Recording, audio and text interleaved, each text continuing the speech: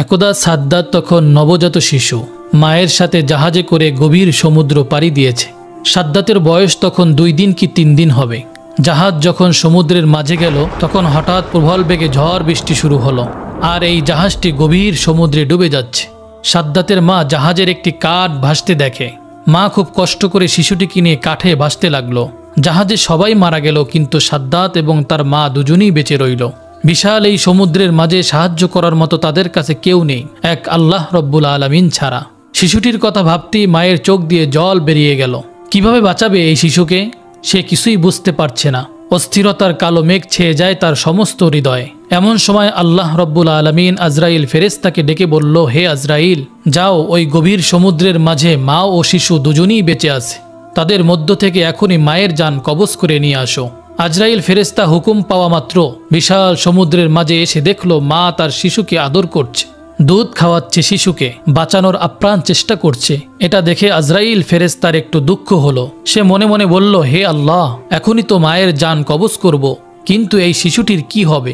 তারপর এক বুক ব্যথা নিয়ে মায়ের জান কবজ করে আজরাইল ফেরেশতা চলে এলো। আল্লাহ তাআলার আদেশে সমুদ্র শান্ত হয়ে গেল। শিশুটি ভাসতে ভাসতে সমুদ্রের কিনারায় এক জঙ্গলের ধারে এসে পৌঁছালো। শিশুটি কান্না করছে, কেননা তার খুব খিদে পেয়েছে। ওই জঙ্গলে ছিল বিশাল বাঘ ও বাঘিনী, তাদেরও বাচ্চা হয়েছিল, কিন্তু তাদের বাচ্চাগুলো কেউ বেঁচে নেই। আল্লাহ তাআলার আদেশে বাঘ শিশুটির দিকে এগিয়ে এলো। শিশুটিকে দেখে বাঘেরও এত মায়া হলো যে শিশুটিকে বাঘ দুধ পান করালো।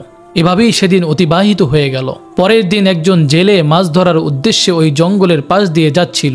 এমন সময় হঠাৎ করে তার চোখ গেল ওই শিশুটির দিকে। দেখে তার খুব মায়া হলো। সে বলতে লাগলো, হে আল্লাহ, কি সুন্দর দেখতে এই বাচ্চাটি, জানি না এই বাচ্চাটি কার, এমন জায়গায় কিভাবে বাচ্চাটি বেঁচে আছে, তার তো খাবার কিছু নেই, জানি না কোন মায়ের এই সন্তান। এসব কথা ভাবতে ভাবতে তার এত মায়া হলো, সে শেষ পর্যন্ত বাচ্চাটিকে তুলে নিল এবং বাচ্চাটিকে নিয়ে আপন গোত্রের সর্দারের কাছে নিয়ে আসলো। তাদের সর্দার শিশুটিকে দেখে খুবই মুগ্ধ হলো এবং বলল, এই শিশুটি তুমি কোথায় পেয়েছো? তুমি কি জানো এর মা বাবা কোথায় আছে? আমাদের উচিত তার মা বাবার কাছে দিয়ে দেওয়া। তখন লোকটি বলল, সর্দারজি, আমি জঙ্গলের পাশ দিয়ে যাবার সময় দেখলাম জঙ্গলের মধ্যে একটি গাছের নিচে বাচ্চাটি ক্রন্দনরত অবস্থায় আছে। আশপাশে তার কেউ ছিল না, মনে হয় তার মা বাবা ইন্তেকাল করেছে। তাকে দেখে আমার খুব মায়া হলো, এজন্যই আপনার কাছে নিয়ে আসলাম। তখনই সর্দারজি বলল, ঠিক আছে, আমারও কোনো সন্তান নেই, এই শিশুটির দায়িত্ব আমি নিলাম, আজ থেকে আমি এই শিশুটিকে লালন পালন করব। এভাবেই শিশু সাদ্দাত বড় হতে লাগলো। বাচ্চাটির বয়স 8-9 বছর বয়সে উপনীত হলে অন্যান্য বাচ্চাদের সাথে সেও মাঠে খেলা করতে যেত। অন্যান্য বাচ্চাদের মধ্যে সে ছিল খুবই সুন্দর এবং স্বাস্থ্যবান। তার মায়াময় চেহারা সকলকে আকর্ষণ করত। সে ছিল খুবই স্বাস্থ্যবান এবং চালাক। তার ছিল ভীষণ সাহস। একদিন সে মাঠে খেলা করছিল। তারপর হঠাৎ সে দেখল কিছু সৈন্য পার্শ্ববর্তী রাস্তা দিয়ে এগিয়ে চলছে। এটা দেখে সবাই ভয়ে পালিয়ে গেল, কিন্তু বাচ্চা সাদ্দাত সেখানেই দাঁড়িয়েছিল। সৈন্যদের মধ্যে একজনের চোখ অন্ধ ছিল। সে জানত অন্ধত্ব দূরকরণে সুরমা একটি মহা ঔষধ। তাই সে যখন যেখানেই যেত সুরমার খোঁজ করত। রাস্তার পাশ দিয়ে যাবার সময় ওই অন্ধ সেনা একটি সুন্দর কৌটার অনুসন্ধান করল। সেটি তুলে দেখল একটি সুরমার কৌটো। এতে করে সে অনেক খুশি হলো। সৈন্যটি কৌটো খুলে তার চোখে সুরমা লাগাতে যাবে, এমন সময় আরেকজন সৈন্য বলল, আপনি চোখে লাগানোর আগে সুরমাটি পরীক্ষা করুন, এই সুরমার মধ্যে ক্ষতিকর কিছু থাকতে পারে। তখন সে বলল, কিভাবে পরীক্ষা করব? এবার অন্য একজন সৈন্য বলল, ওই দেখুন, ওই যে বাচ্চাটি দাঁড়িয়ে রয়েছে, ওকে দিয়ে পরীক্ষা করুন। এবার ওই সৈন্যটি তাকে বলল, তুমি এখানে দাঁড়িয়ে আছো কেন? এদিকে এসো। বাচ্চাটি তাদের ভয় না করে এগিয়ে এলো এবং বলল, আমাকে ডেকেছেন কেন? আমি তো কিছু করিনি। সৈন্যটি বলল, এই সুরমাটি তুমি চোখে লাগাও। তো বাচ্চাটি ভয় না করে সুরমা চোখে দিল। সুরমা চোখে দেওয়া মাত্রই তার অন্তর্চক্ষু খুলে গেল। দুনিয়ার সমস্ত বস্তু তার দৃষ্টিগোচর হতে লাগলো। এমনকি জমিনের নিচে থাকা সমস্ত স্বর্ণ, রূপা, হিরে, আরও সমস্ত দামি দামি খাজানা দেখতে পেল। বাচ্চাটি ছিল খুবই চালাক। শুধু চালাক নয়, প্রতারক। বাচ্চাটি মনে মনে বলল, এসব কথা এদেরকে বলা যাবে না, আমাকে অন্য কিছু বলতে হবে। অন্যদিকে এক সৈন্য বলল, কি ব্যাপার, তুমি কিছুই বলছো না কেন? কি হয়েছে তোমার? আর তখনই বাচ্চাটি মিথ্যা অভিনয় করে কাঁদতে কাঁদতে বলল, সুরমা লাগানোর ফলে চোখে মারাত্মক ব্যথা অনুভব হচ্ছে, আমার চোখ জ্বলে যাচ্ছে, এখন আমি কি করব? আপনারা আমাকে কি চোখে দিয়েছেন? এই কথা শুনে একজন সৈন্য অন্ধ ওই সৈন্যকে বলল, মনে হয় সুরমায় কোনো ভেজাল মিশ্রিত আছে, এটা ওই আসল সুরমা নয়। এরপর তারা সুরমার কৌটা ফেলে ভয়ে ওই স্থান ত্যাগ করল। বাচ্চাটি দ্রুত ওই সুরমার কৌটা নিয়ে বাড়িতে চলে এলো। বাড়িতে এসে তার বাবার নিকট বলল, বাবা, আমি এমন এক জিনিস পেয়েছি যেটা দিয়ে খুব তাড়াতাড়ি আমরা রাজা হয়ে যাব। তখন তার বাবা বলল, কি এমন পেয়েছ? তখন বাচ্চাটি বলল, বাবা, আমি এমন এক সুরমা পেয়েছি যেটা চোখে লাগালে জমিনের নিচে সমস্ত স্বর্ণ, রূপা, হিরে, মণি, মুক্তা সবকিছু দেখতে পাই। তখন বাবা বলল, বড় আনন্দের কথা শোনালে বাবা, তোমার কোনো ভয় নেই, আমার অনেক লোকজন আছে, আরও আছে অসংখ্য ঘোড়া ও গাধা। তুমি চোখে সুরমা লাগিয়ে চলো, তুমি যখনই স্বর্ণ, রূপা, খাজানা দেখতে পাবে তখনই আমাদেরকে বলবে, আমরা উঠিয়ে নেব। এভাবেই 10 বছর পর বাচ্চাটি যখন পূর্ণ যুবকে পরিণত হলো, তখন হঠাৎ একদিন সর্দার মৃত্যুবরণ করল। সর্দারের মৃত্যুর কিছুদিন পর একজন লোক বলল, এখন আমাদের সর্দার কে হবে? অপর দিকে থাকা একজন ব্যক্তি বলল, যেহেতু আমাদের সর্দার তাকে লালন পালন করে বড় করে তুলেছে, তাই এই যুবককে সর্দার করা হোক। সবার অনুমতিতেই এই যুবককে সর্দার করা হলো। কিছুদিন পর যুবক সাদ্দাত অনেক অহংকারী হয়ে গেল, কারণ তার কাছে প্রচুর ধন সম্পদ ছিল। সে কারো পরোয়া করত না, এমনকি দেশের বাদশাকেও সে পরোয়া করত না। এভাবেই কয়েক বছর পর তার প্রশিক্ষণপ্রাপ্ত সৈন্য দ্বারা দেশের বাদশাকে পরাজিত করে সে নিজেই দেশের বাদশার সিংহাসনে আরোহণ করল। এক রাষ্ট্রীয় ক্ষমতা নিজের হাতে তুলে নেয়। এক সময়ের অসহায় বাচ্চা আজ দেশের রাষ্ট্রপ্রধান। একদিন বাদশাহ সাদ্দাত তার রাজদরবারে উজির, নাজির, মন্ত্রী এবং সমস্ত কর্মচারীকে ডেকে বলল, আমার ধন দৌলত, সোনা, রৌপ্য, হিরে, ঘোড়া, হাতি, গাধা সহ কোনো জিনিসের অভাব নেই। আমার যেরকম সুন্দর চেহারা, ধন সম্পদ আছে, তাতে কি আমি খোদা হবার উপযুক্ত নয়? তখন সেখানে উপস্থিত থাকা মন্ত্রী, উজির, নাজির সকলেই একসাথে বলল, নিশ্চয়ই, এত যার ধন দৌলত, দালান কোটা, হাতি, ঘোড়া সবই তো আছে। তুমি যদি খোদা না হও তাহলে এই দুনিয়ায় খোদার উপযুক্ত আর কে? এত সুন্দর ভরা মণি, মুক্ত, হিরে, জহুরত, এত কর্মচারী, এত লোক সবই তো আছে, তাহলে তুমিই খোদার উপযুক্ত। তখন বাদশাহ সাদ্দাতের আরও অহংকার বেড়ে গেল। সে তখন বলল, কাল থেকে এই দেশে কোনো মানুষই যেন গাছ পূজা বা পাথর মূর্তি পূজা না করে, সবাই যেন বাদশাহ সাদ্দাতকে পূজা করে। আসলেই বাদশাহ সাদ্দাতের উপর কথা বলার মতো সাহস কারো ছিল না। বাদশাহ সাদ্দাতের হুকুম মতো পরের দিন থেকে তার সৈন্যবাহিনী দেশের বিভিন্ন প্রান্তে বেরিয়ে পড়ল। একটি স্থানে গিয়ে তারা ঘোষণা করল, আজ থেকে এই দেশে কেউ মূর্তি পূজা করবে না, তার বদলে বাদশাহ সাদ্দাতকে পূজা করবে। যদি এই হুকুম কেউ অমান্য করে তাহলে তাকে মৃত্যুদণ্ড দেওয়া হবে। এই কথা বলার পর তার সৈন্যবাহিনী সেখান থেকে চলে গেল।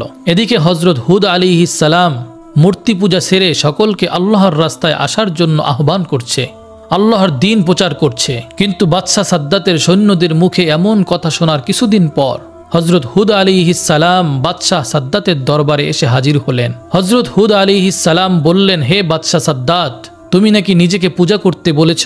তুমি নাকি খোদাই দাবি করেছ? তোমায় এত সাহস কে দিয়েছে? এখনো সময় আছে, এক আল্লাহর প্রতি ঈমান আনো। হজরত হুদ আলাইহিস সালামের সাহস দেখে রাজ দরবারের সবাই অবাক। যার ভয়ে দেশের সমস্ত মানুষ, উজির, নাজির, মন্ত্রী, এমনকি নিজের বেগমও কথা বলতে পারে না, সেখানে একজন দরবেশ কি তাকে উপদেশ দিচ্ছে? কে এই ব্যক্তি তারা কেউ বুঝতে পারছে না। পাশে থাকা তার মন্ত্রী বলল, হুজুর, কে এই ব্যক্তি যে আপনার উপর কথা বলে? তার সাহস তো কম না। তখন বাদশাহ সাদ্দাত প্রচণ্ড রেগে গেল, উচ্চস্বরে গর্জন করে বলে উঠল, তোমার আল্লাহকে মানতে যাব কিসের জন্য? আমি নিজেই খোদা। তখন হজরত হুদ আলাইহিস সালাম বললেন, আল্লাহ পরম করুণাময়, তিনি আপনাকে দুনিয়ায় সুখে রাখবেন এবং মৃত্যুর পর আপনাকে বেহেশতে থাকতে দিবেন। এই কথা শুনে বাদশাহ সাদ্দাত বলল, তোমার আল্লাহ কি আমার চেয়েও সুখী? হজরত হুদ আলাইহিস সালাম বললেন, নিশ্চয়ই, আল্লাহ তাআলা নেক বান্দাদের জন্য বেহেশত তৈরি করেছেন। দুনিয়া ছেড়ে চলে যাওয়ার পর পরকালে বেহেশত রয়েছে। বেহেশতে রয়েছে অতুলনীয় শোভা, অফুরন্ত সুখ, সেখানে কোনো কিছুর অভাব নেই। সেখানে থাকবে হুর, কত খাবার যা দুনিয়ার সমস্ত খাবারের স্বাদের থেকে আলাদা। থাকবে মধু, দুধের নহর। এই কথা শুনে বাদশাহ সাদ্দাত হাহা করে হেসে উঠল এবং বলল, রেখে দাও তোমার আল্লাহর বেহেশতের কাহিনী। এমন আজগুবি গল্প কতই না শুনেছি। হজরত হুদ আলাইহিস সালাম বললেন, এগুলো কোনো মিথ্যা গল্প নয়, এগুলো সত্যি। আল্লাহ তাআলার এমন অপরূপ বেহেশত তোমার কি পছন্দ হয় না? তখন সাদ্দাত অহংকার করে বলে উঠল, আমি তোমার আল্লাহর কাছে মাথা নত করব কেন? আমি কি তোমার আল্লাহর মতো বেহেশত তৈরি করতে পারি না? আমার তো কোনো কিছুর অভাব নেই। তখন হজরত হুদ আলাইহিস সালাম বললেন, বাদশাহ সাদ্দাত, তোমার মাথা খারাপ হয়ে গেছে, না হলে এমন কথা বলতে না। আল্লাহ যা করতে পারে তা পৃথিবীর কোনো মানুষ কখনোই করতে পারে না। আর তখন অহংকার করে সাদ্দাত হেসে বলল, মূর্খরা এমন কথা বলে। আমি নিশ্চয়ই পারবো। আমার টাকা পয়সা কর্মচারী কোনো কিছুর অভাব নেই। আমি তোমার আল্লাহর মতো একটি বেহেশত বানিয়ে দেখিয়ে দেব। সাদ্দাতের কথা শুনে হযরত হুদ আলাইহিস সালাম প্রচণ্ড রেগে গিয়ে বলল, মূর্খ বাদশা, এত বড় স্পর্ধা তোমার, এত অহংকার কিছুতেই আল্লাহ তাআলা সহ্য করবে না। বাদশাহ তখন প্রচণ্ড রেগে গিয়ে হযরত হুদ আলাইহিস সালামকে সেখান থেকে তাড়িয়ে দিলেন। কিছুদিন পর বাদশাহ সাদ্দাত তার সমস্ত উজির নাজির মন্ত্রী এবং কর্মচারীকে ডেকে বললেন, আমি দুনিয়াতে বেহেশত তৈরি করার সংকল্প করেছি, সুতরাং তোমরা উপযুক্ত জায়গার সন্ধান করো। হুকুম মাত্রই সারা দেশে সৈন্যবাহিনী জায়গার অনুসন্ধান করতে লাগলো। অনেক অনুসন্ধান করার পর একটি জায়গা সবার পছন্দ হলো। এই খবর জানানোর জন্য তারা সবাই তাড়াতাড়ি রাজ দরবারে আসলেন। সাদ্দাতের প্রধান উপদেষ্টা তাকে বলল, হুজুর, বেহেশত বানানোর জন্য সবচেয়ে সুন্দর এবং উপযুক্ত স্থান পেয়েছি। বাদশাহ সাদ্দাত বলল, কোন স্থান? সেই স্থানের বিবরণ দাও। তখন প্রধান উপদেষ্টা বলল, স্থানটি লম্বায় ৮,০০০ মাইল এবং চওড়া ৫,০০০ মাইল। এই কথা শুনে বাদশাহ সাদ্দাত অনেক খুশি হলো। সাথে সাথে বাদশাহ সাদ্দাত ঘোষণা করল, এই দেশে কারো ঘর বাড়িতে কেউ স্বর্ণ রূপা রাখতে পারবে না, সবাইকে রাজ দরবারে জমা দিয়ে যেতে হবে। হুকুম মতো পরের দিন থেকে সাদ্দাতের সৈন্যবাহিনী দেশের বিভিন্ন প্রান্তে প্রতিটি বাড়িতে অনুসন্ধান করতে লাগলো। যার বাড়িতে সোনা রূপা হিরে পাওয়া যেত সেটিকে তারা নিয়ে চলে আসতো। এইভাবে বাদশাহ সাদ্দাতের সৈন্যবাহিনী সাধারণ মানুষের উপর অত্যাচার করত। দেশে ক্রমশ অন্যায় অত্যাচার বেড়ে গেল। বাদশাহ সাদ্দাত তার মন্ত্রীকে জিজ্ঞেস করল, মন্ত্রী, বেহেশত তৈরির কাজ কতদূর এগোলো? মন্ত্রী বলল, হুজুর, দুনিয়ার বিভিন্ন প্রান্তে যেখানে যত মূল্যবান জিনিস ছিল, স্বর্ণ, হিরে, মানিক, মুক্ত, জহুরত, ইয়াকুত ও মার্বেল জোগাড় করা হলো। এমনিভাবে পৃথিবীর বিভিন্ন প্রান্ত থেকে লক্ষ লক্ষ সুদক্ষ কারিগর ও মজুরি বেহেশত তৈরির জন্য আসতে শুরু করলো। বাদশাহ সাদ্দাত তাদেরকে বলল, তোমরা বেহেশতের মধ্যে এমন অসংখ্য বালাখানা তৈরি করবে, যার একটি ইট হবে স্বর্ণের এবং অপরটি হবে রূপার। মনে রাখবে, তোমরা যেদিন এই কাজ সফল করে আমাকে সংবাদ দেবে, সেদিনই আমার চিরকাঙ্ক্ষিত বেহেশতে বসবাসের জন্য যাব। দিন রাত পরিশ্রম করে ৩০০ বছর ধরে বেহেশত তৈরি করা হলো। অনেক ঐতিহাসিকদের মতে সেটি বিচিত্র কারুকার্যময় ও অপূর্ব সুন্দর হয়েছিল। যেদিকে নজর দেওয়া যায় সেদিকেই অপরূপ। চারদিকে কারিগরদের শ্বেত পাথরের অপূর্ব কার্য। রংমহলের চারিধারে হাজার হাজার ঝাড় লণ্ঠন ঝুলছে, কিন্তু আলোর দরকার হয় না। অন্ধকার রাতে সেই ঘরগুলো চাঁদের আলোর মতো স্নিগ্ধ। উজ্জ্বল মণিমুক্ত খচিত ঘরের মেঝে সজ্জিত রয়েছে। মেঝের উপরে রয়েছে নানান রকমের সুন্দর সুন্দর ফুলদানি। ঘরের চারদিক থেকে আতর, গোলাপ, মিস্ক, আম্বরের খুশবু ছড়ছে। মহলের চারিপাশে বাগান, ওই বাগানে রয়েছে সোনা রূপার গাছ। তার পাতা ও ফল নানা রকমের কারুকার্যময়। পাথর দিয়ে তৈরি ভ্রমর ও মৌমাছিগুলো এমন সুন্দরভাবে নির্মিত যে দেখলে মনে হবে তারা সত্যি সত্যি ফুলের উপর বসে মধু পান করছে। সেসব ফুল থেকেও খুশবু বার হচ্ছে, আর ওইসব গাছের নিচ দিয়ে কুলকুল শব্দ করে বয়ে চলছে গোলাপ পানির নহর। তার পানি এত স্বচ্ছ যেন মনে হচ্ছে মুক্তার ধারা বয়ে চলছে। ধারে ধারে হিরে, মণি, মুক্তার ঘাট। এখানেই তৈরি শত শত সুন্দরী রমণী আছে। তারপরে আনন্দের জন্য নাচঘর। সেখানে সারা পৃথিবী থেকে বেছে বেছে সুন্দরী রমণীদের আনা হলো। আনন্দের জন্য কচি কচি ফুটফুটে সুন্দর কিশোরীদের রাখা হলো। সোনার উপর তৈরির সমস্ত ঘরের আসবাবপত্র তৈরি করা হলো। সর্বশেষে বহু পরিশ্রমের ফলে বেহেশত নির্মাণের কাজ সম্পূর্ণ হলো। অবশেষে বাদশার মন্ত্রী একদিন বাদশার কাছে গিয়ে বলল, হুজুর, বেহেশত নির্মাণের কাজ শেষ হয়েছে। বাদশাহ সাদ্দাত খুব আনন্দের সাথে বলল, বেহেশত কেমন নির্মাণ হলো? মন্ত্রী বলল, হুজুর, যেদিকে চোখ যায় চোখ জুড়িয়ে যাবে।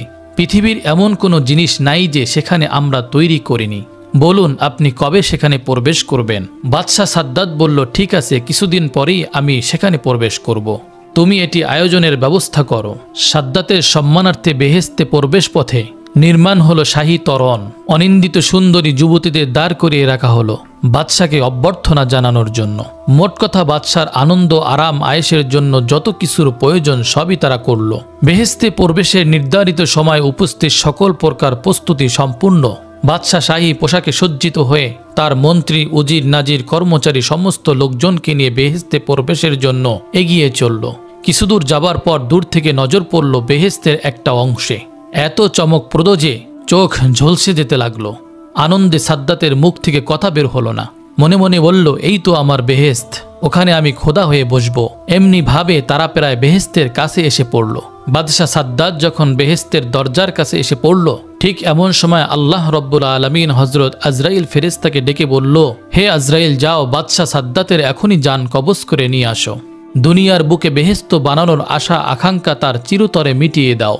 আল্লাহ রব্বুল আলমিনের হুকুম পাওয়া মাত্রই হজরত আজরাইল ফেরেশতা সাদ্দাতের সেই বানানো বেহেশতের দরজায় একটি সুন্দর যুবক সেজে দাঁড়িয়ে রইল। তার সুন্দর চেহারা দেখে খুশি হয়ে বাদশাহ সাদ্দাত তাকে জিজ্ঞাসা করল, তুমি কি বেহেশতের দারোয়ান? যুবক উত্তরে বলল, আমি মালাকুল মৌত আজরাইল ফেরেশতা। সাদ্দাত একটু হতভম্ব হয়ে গেল।